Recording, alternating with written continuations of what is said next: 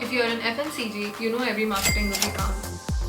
But how do the best brands decide where to spend? Hi, I'm Shreya, and over the past 2 years, I've helped brands scale from 1 to 100 using problem-solving skills, analytical frameworks, and data-driven decision-making.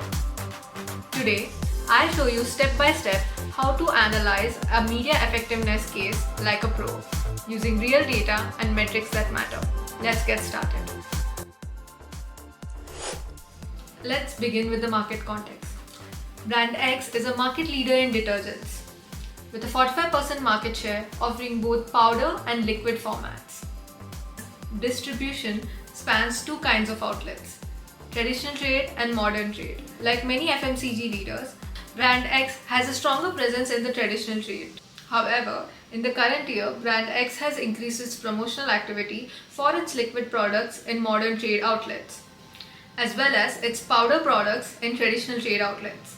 Notably, Brand Y, its competitor, holding a 15% market share, has reduced its TV spend.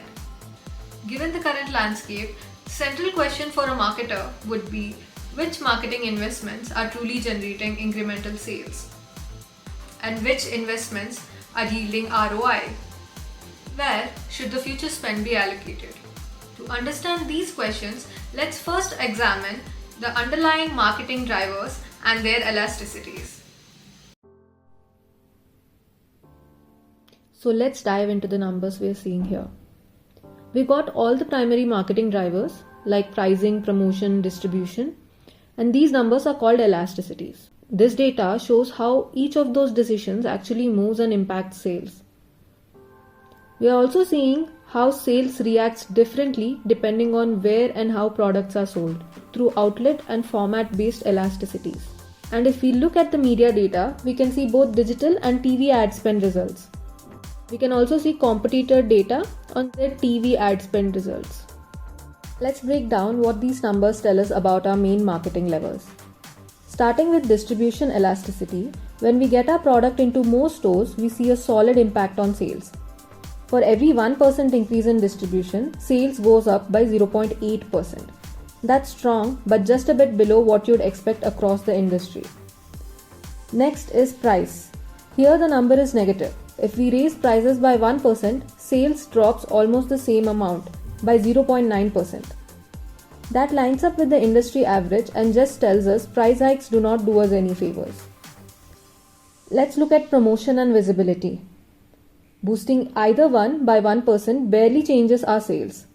They go up just a tiny bit, but almost not worth mentioning. It seems there isn't much extra gain from pushing harder on promotions or visibility right now. Finally, there's competitor price.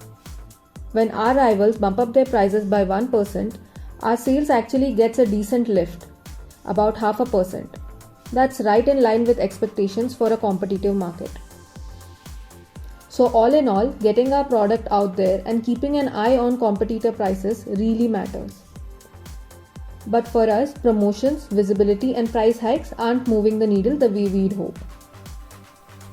Now, let's break down the media spend results step by step.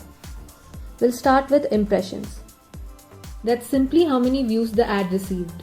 This number helps us work out the CPM or cost per 1,000 impressions, so we can see what we are actually paying to gain views. Comparing these costs across channels shows us which one is getting us the most viewers for our money. The channel with the lowest CPM is the most efficient way to boost brand reach. To work out CPM, just use this formula and apply it to each media channel. We can note that digital display costs the least for us. Next, we look at incremental sales. This tells us how many extra products were sold because of ads on each channel. From there, we calculate cost per incremental sale. So we can see exactly how much it costs to sell one product through each channel. This makes it clear where we are getting the best value for our spend. Here, that would be YouTube. Using incremental sales and knowing the cost of each product, we can work out revenue from each media channel. That's how much we earned from those sales. While revenue alone does not tell us everything, it's what we need to calculate return on investment. This lets us see which channel is actually the most profitable for us. To work out revenue and ROI, just use these formulae and apply it to each media channel. Here we see YouTube is the most profitable advertising medium.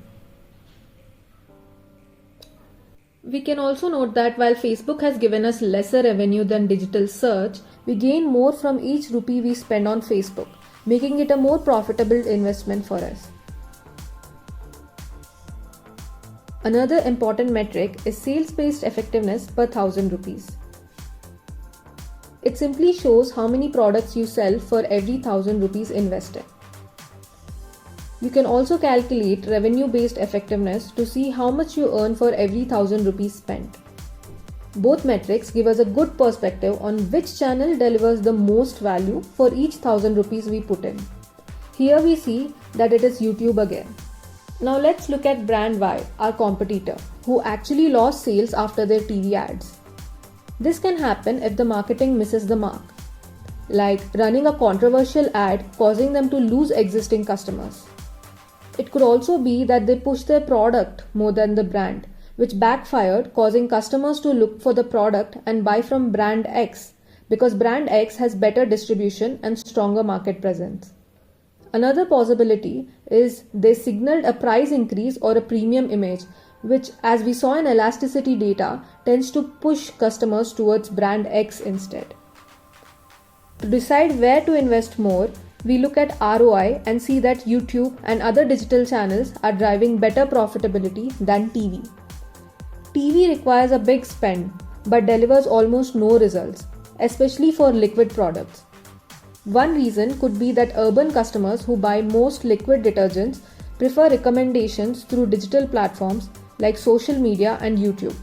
Meanwhile, TV tends to reach more rural and semi-urban audiences. Now that we've analyzed the case, let's sum up the key insights to answer which marketing channels and media we should focus on. First, we need to invest heavily on expanding distribution to boost sales. Second, price increases should be avoided across all product formats. Third, to build brand reach and recall, digital display ads are a good bet.